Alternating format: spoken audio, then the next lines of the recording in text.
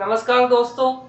Group के लिए हमने देखा कि एक नॉन एम्प्टी सेट होना चाहिए, एक ऑपरेशन होना चाहिए जो कि क्लोजर हो, एसोसिएटिव हो और ग्रुप में सेट में एक आइडेंटिटी एलिमेंट एग्जिस्ट करता हो और हर एलिमेंट के लिए, सेट के हर एलिमेंट के लिए हमें इन्वर्स उसी सेट में मिलता हो तो हम उसको ग्रुप कहते हैं।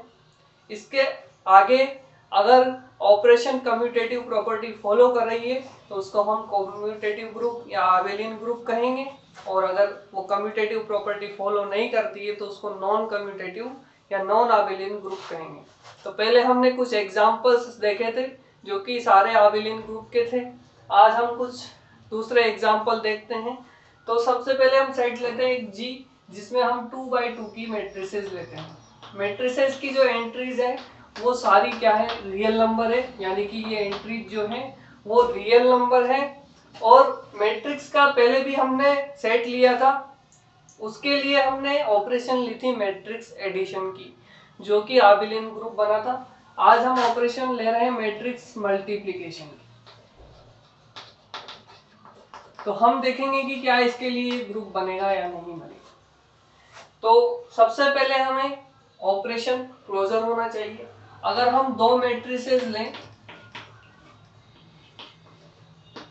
जी में से, यानी कि 2x2 की मैट्रिसेस, तो अगर हम इनको मल्टीप्लाई करेंगे तो 2x2 की दो मैट्रिसेस को मल्टीप्लाई करेंगे, ये भी 2x2 की, तो हमें जो मैट्रिक्स मिलेगी वो भी क्या मिलेगी, एक 2x2 की मैट्रिक्स मिलेगी। तो हम देख सकते हैं आसानी से कि जो मैट्रिक्स मल्टीप्लिकेशन है, जो स्क्वायर मैट्रिक्स है, उसके लिए वो क्लोजर प्रॉपर्टी फॉलो करती है। नेक्स्ट एसोसिएटिव, तो कोई भी तीन मैट्रिक्स मल्टीप्लाई करें हम, ए बी सी, पहले ए को बी सी से मल्टीप्लाई करें या ए बी को सी से मल्टीप्लाई करें, ये रिजल्ट जो है वो सेम आएगा। आप कर सकते हैं, कोई भी तीन मैट्रिक्स ले लो डिफरेंट जनरल मैट्रिक्स, उनको मल्टीप्लाई करो तो वहां पर एसोसिएटिव प्रॉपर्टी हमारे फॉलो होती है, यानी कि ऑपरेशन क्लोजर है, ऑपरेशन एसोसिएटिव है। अब देखते हैं हम आइडेंटिटी। तो आइडेंटिटी मैट्रिक्स हम जानते हैं ऑब्वियसली, जो मैट्रिक्स मल्टीप्लिकेशन के लिए आइडेंटिटी मैट्रिक्स होती है वो होती है, यहाँ 2x2 की ले रहे हैं तो 1 0 0 1, इसको किसी भी मैट्रिक्स से मल्टीप्लाई करें हम तो वापिस हमें यही मैट्रिक्स मिलने वाली है, चाहे इधर मल्टीप्लाई करें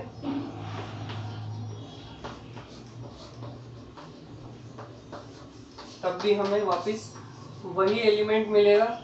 यानी कि हम कह सकते हैं कि यहाँ आई जो मैट्रिक्स है ये आइडेंटिटी एलिमेंट है, और ये जो सारी एंट्रीज है इसकी रियल नंबर है, तो ऑब्वियसली ये इस सेट में एग्जिस्ट करती है, यानी कि हमें इस सेट में आइडेंटिटी मिल रहा है। अब आते हैं हम इनवर्स पर। तो कोई भी एलिमेंट लें हम जी का, यानी कि 2x2 की मैट्रिक्स लें, तो क्या उसका इनवर्स मिलेगा या नहीं मिलेगा। तो हम इनवर्स जानते हैं, सिंपल सा अगर इनवर्स का फॉर्मूला देखें तो ए इनवर्स होता है हमारे एडजॉइंट ए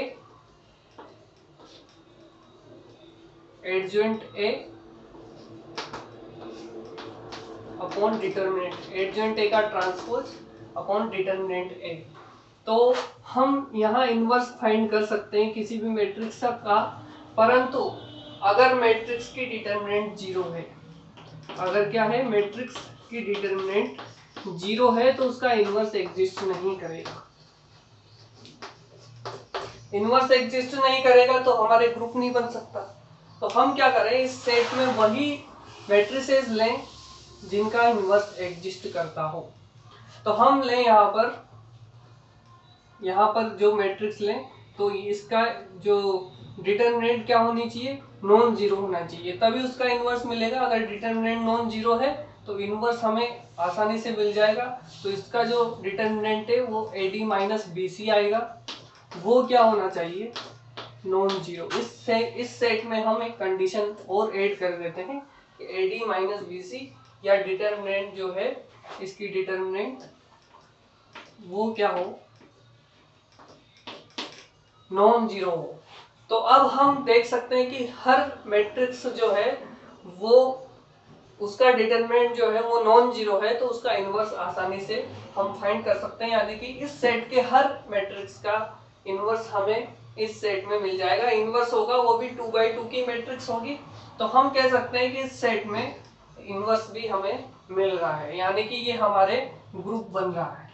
मैट्रिक्स मल्टीप्लिकेशन जो कि हम 2x2 की मैट्रिक्स ले रहे हैं, सारी एंट्रीज रियल नंबर होनी चाहिए, उनकी डिटरमिनेंट क्या होना चाहिए, नॉन जीरो होना चाहिए। तो ये जो सेट है वो मैट्रिक्स मल्टीप्लिकेशन के लिए ग्रुप बनेगा। लेकिन हम कुछ एग्जांपल लें, 1 2 3 2, इसको मल्टीप्लाई करो आप किसी भी मैट्रिक्स के साथ कर सकते हैं। 5 थोड़ा छोटा नंबर लेते हैं, कैलकुलेशन आसानी रहेगी। 2 3 1 5, ये हमने मैट्रिक्स ली, ये इसी ग्रुप इसी सेट के एलिमेंट है। यहाँ पर जो डिटरमिनेंट है वो नॉन जीरो आएगी, तो ये इसी सेट के एलिमेंट है। इनको मल्टीप्लाई किया तो हमारे आएगा ये 4 और 13 8 और 19, ये इन दोनों को मैट्रिक्स को मल्टीप्लाई करने से हमें मिला। ये भी इसी सेट में आएगा, ये ओबियस हम जानते हैं कि ये मल्टीप्लिकेशन क्लोजर प्रॉपर्टी फॉलो करेगा। दूसरी बात कि यहां पर हम देखें, अगर इनको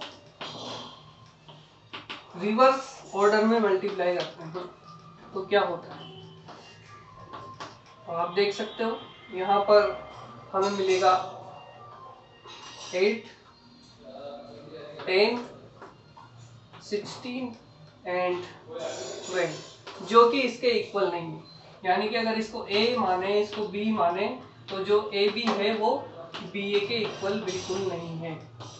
यानी कि ये ग्रुप में जो ऑपरेशन है मैट्रिक्स मल्टीप्लिकेशन की, वो हमारे कम्यूटेटिव ऑपरेशन नहीं है। कम्यूटेटिव नहीं है यानी कि वो नॉन कम्यूटेटिव है। तो जो हमारा ये ग्रुप बनेगा वो कैसा ग्रुप बनेगा, नॉन कम्यूटेटिव ग्रुप, या हम इसको नॉन आबेलियन ग्रुप भी कह सकते हैं। तो इसमें आसानी से हम देख सकते हैं क्लोजर प्रॉपर्टी फॉलो होगी, एसोसिएटिव होगी, आइडेंटिटी होगी, इनवर्स होगा, और ये कम्यूटेटिव प्रॉपर्टी फॉलो नहीं करता है, इसलिए नॉन आबेलियन ग्रुप है। तो ये हमने आसानी से देखा, आप कैलकुलेशन कर सकते हैं। हमने यहाँ लेक्चर में कम कैलकुलेशन की है समय बचाने के लिए। इतना सा आप जानते हो, मैट्रिक्स मल्टीप्लिकेशन आप जानते हो, ये सारी बातें आप जानते हो। बस हमें जो चीज़ें चेक करनी थी वो 4-5 चीज़ें जो हमारी प्रॉपर्टीज है वो हम चेक करते हैं।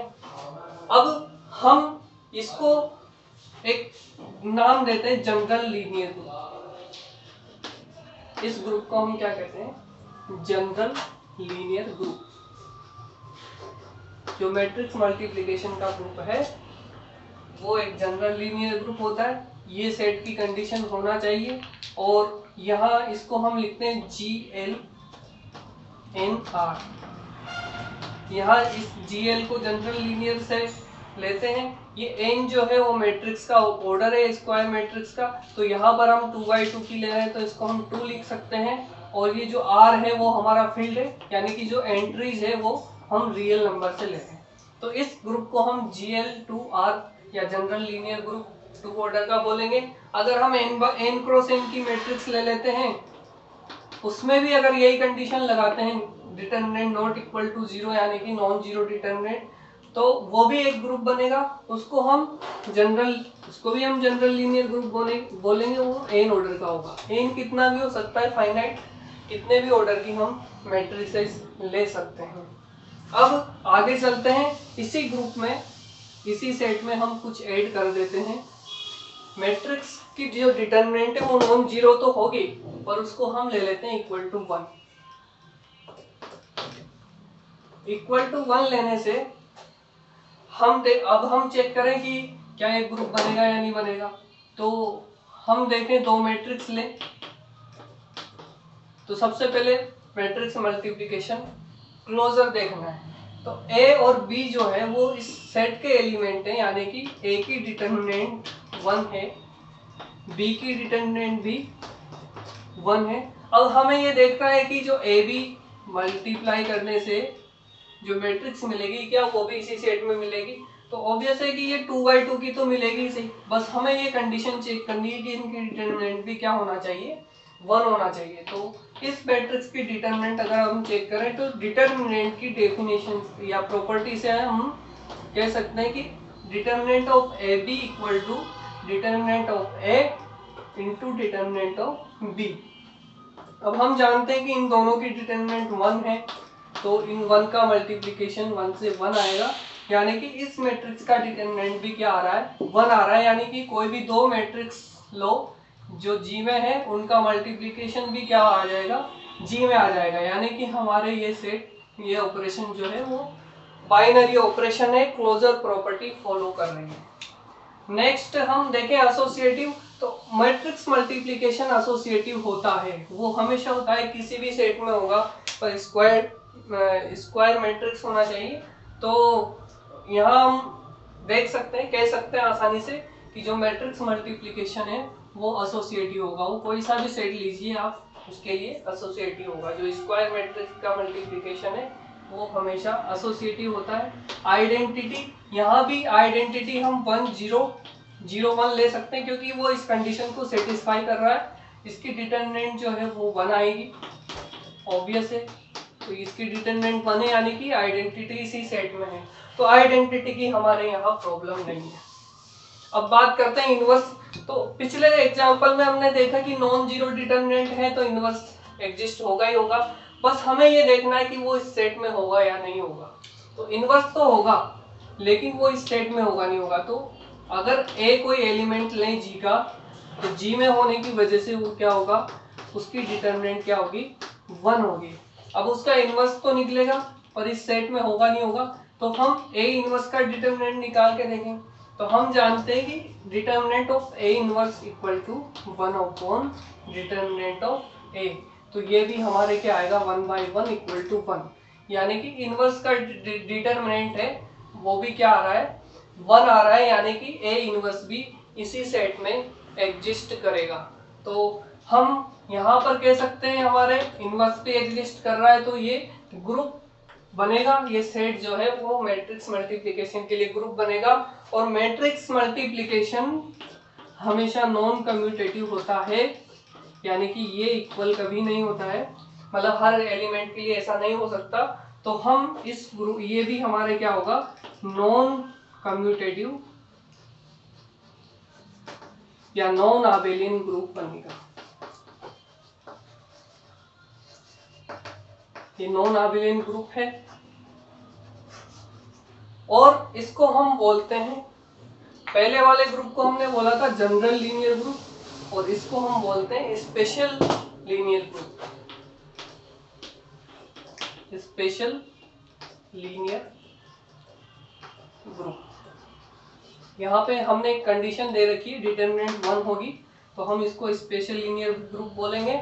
और इसको हम लिखते हैं SLNR, जहाँ पहले की तरह n जो है वो मैट्रिक्स का ऑर्डर है, तो यहाँ 2 ले सकते हैं। अगर कुछ और सेट लें जिसमें n क्रॉस n की स्क्वायर मैट्रिक्स लें हम, तो उसको हम SLNR बोल सकते हैं, n ऑर्डर का स्पेशल लीनियर ग्रुप। ये एक नॉन आबेलियन ग्रुप है, ये हम आसानी से देख सकते हैं, चेक कर सकते हैं। तो हमने यहाँ पर एग्जाम्पल देखे जो नॉन आबेलियन ग्रुप बनते हैं, और उसमें जो 2 एग्जाम्पल देखे वो एक स्पेशल लीनियर ग्रुप और इससे पहले जो देखा था वो जनरल लीनियर ग्रुप। तो हम आसानी से यहाँ पर ये 2 एग्जाम्पल समझ सकते हैं, और भी अच्छे एग्जाम्पल्स हम आपको लाकर बताएंगे वो आगे के लेक्चर्स में। ठीक है, अभी इन 2 को आप सोल्व कर सकते हो, चेक कर सकते हो, थोड़ा सा इनके बारे में सोच सकते हो कि और क्या इन ग्रुप्स में कुछ स्पेशल हो सकता है।